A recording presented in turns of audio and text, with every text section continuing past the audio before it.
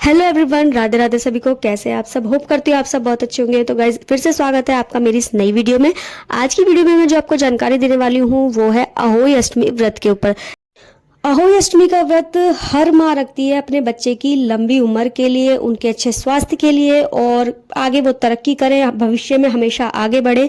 इसलिए ये व्रत हर माँ रखती है अपनी संतान की सुख समृद्धि के लिए।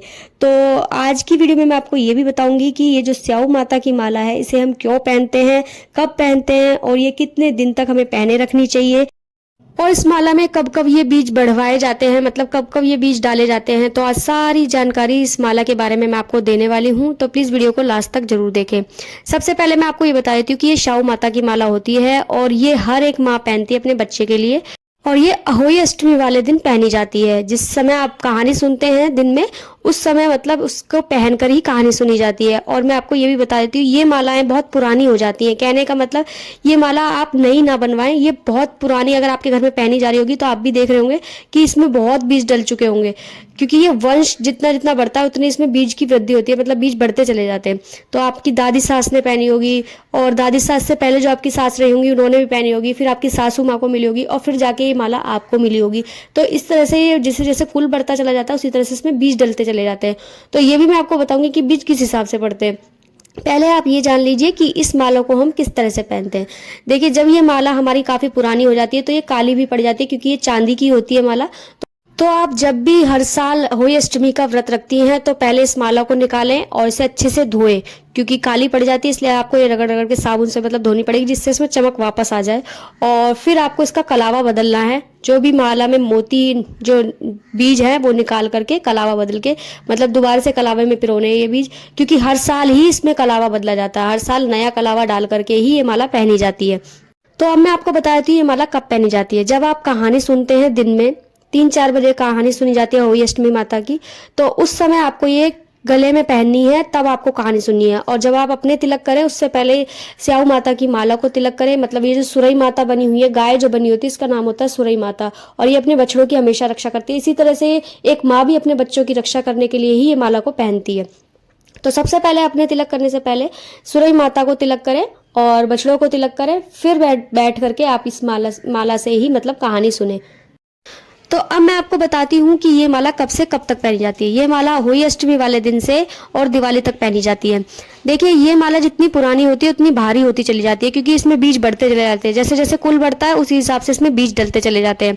तो जितनी पुरानी होगी उतनी ही ये माला भारी हो जाती है। तो बहुत से इसको नहीं पहन पाते। तो आपको क्या करना है, आपको अहोई अष्टमी वाले दिन तो पूरे दिन ही इस माला को पहनना है, कहानी सुनते समय भी और शाम को जब आप पूजा करते हैं अहोई अष्टमी की उस समय भी।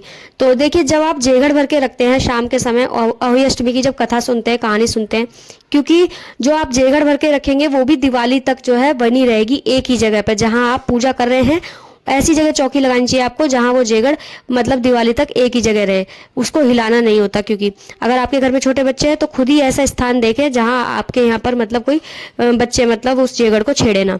तो जेगड़ जो आप भर के रखेंगे मतलब आपको पूजा करते समय तो वो पहन के रखनी है, लेकिन अगले दिन अहोई अष्टमी से अगले दिन आप उस माला को अपने गले में से बढ़ा करके अपनी जेगड़ को पहना सकते हैं। जेगड़ को पहना के रखना है दिवाली तक। तो चलिए अब मैं आपको ये बता देती हूँ कि ये माला दिवाली तक क्यों पहन के रखनी होती है और दिवाली तक ही इस जेगड़ को हमें भरकर क्यों रखना होता है। क्योंकि अहोई अष्टमी वाले दिन इस जेगड़ को भरकर रखा जाता है और दिवाली तक इसे भर के रखना होता है, क्योंकि दिवाली वाले दिन सुबह सुबह अपने बच्चों को इसी जेगड़ के जल से नहलाया जाता है। तो आप इसीलिए इस माला को भी दिवाली तक पहन के रखें। आप नहीं पहन सकते क्योंकि भारी है, तो आप अपनी जेगड़ को इस माला को पहना कर रखें। अब मैं आपको बता देती हूँ कि इसमें बीज कैसे डलवाए जाते हैं, किस हिसाब से डलवाए जाते हैं। तो देखिए, जैसे जैसे आपके कुल की वृद्धि होती है उस हिसाब से इसमें बीज डलते हैं। तो मेरे कहने का मतलब ये है कि जब भी आपके बेटे की शादी हो, बहू घर में आए, तब आपको 2 बीज जोड़े से डलवाने हैं, और जब आपके पोता होता है तब आपको 2 बीज जोड़े से डलवाने हैं। जितने भी आपके बेटे हैं घर में, जिन जिन की भी शादी होती है, सबके नाम के 2 बीज जरूर बढ़वाने हैं आपको। और फिर उनके बच्चे होते हैं, मतलब कहने का मतलब बेटे होते हैं, चाहे 1 हो या 2 हो, तो जितनी बार बेटे होंगे उनके उतनी बार आपको 2-2 बीज करके डलवाने हैं। इसी तरह से ये माला बढ़ती चली जाती है और काफी लंबी हो जाती है। तो बस जैसे जैसे आपके कुल की वृद्धि होती है उसी हिसाब से माला बड़ी होती चली जाती है, लंबी होती चली जाती है, और जितनी माला ये पुरानी होगी उतनी ही बहुत शुभ होती है। लेकिन कई जगह मैंने देखा है इस माला में हर साल 2 बीज डलवाते हैं, मतलब जब भी अहोई अष्टमी का व्रत आता है तभी हर साल 2 बीज बढ़वाते हैं, लेकिन ऐसा नहीं होता। वैसे तो यही कहा जाता है कि ये कुल की वृद्धि के लिए ही इसमें बीज डलवाए जाते हैं। जब जब आपके बेटे पोते बढ़ते हैं घर में, उसी हिसाब से इसमें बीज भी बढ़ते हैं। और एक बात मैं आपको और भी बता देती हूँ, जो जेघड़ होती है वो 2 भर के रखी जाती है जल से होली अष्टमी वाले दिन शाम के समय। तो एक जेघड़ से तो आपको जल देकर आना होता है तारे को दिन छिपे, और दूसरी जेघड़ जो आपको दिवाली तक बनाकर रखनी है उसी स्थान पर, तो उस जेघड़ को ही आपको ये माला पहनानी है। लेकिन अगर आप इसे पहन सकती हैं, मैं फिर भी यही कहूँगी, अगर आप इसे माला को पहन सकती हैं, अगर माला आपकी हल्की है जैसे मेरी माला है, अगर इतनी हल्की माला है तो आप इसे डेली यूज़ में पहन सकते हैं, मतलब दिवाली के बाद तक भी आराम से इसको पहन के रह सकते हैं।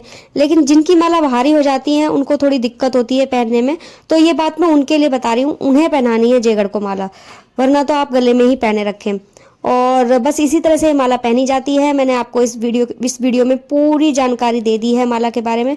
अगर आपको कुछ समझ नहीं आ रहा तो मुझसे आप कमेंट करके पूछ सकते हैं, और आपको वीडियो अच्छी लगी हो तो प्लीज़ वीडियो को ज़्यादा से ज़्यादा लाइक करें और शेयर करें, और चैनल को सब्सक्राइब करना बिल्कुल ना भूलें, क्योंकि बहुत सारी जानकारी मैं आपको इस चैनल पर देने वाली हूँ आगे भी, क्योंकि बहुत सारे तीज त्योहार आने वाले हैं।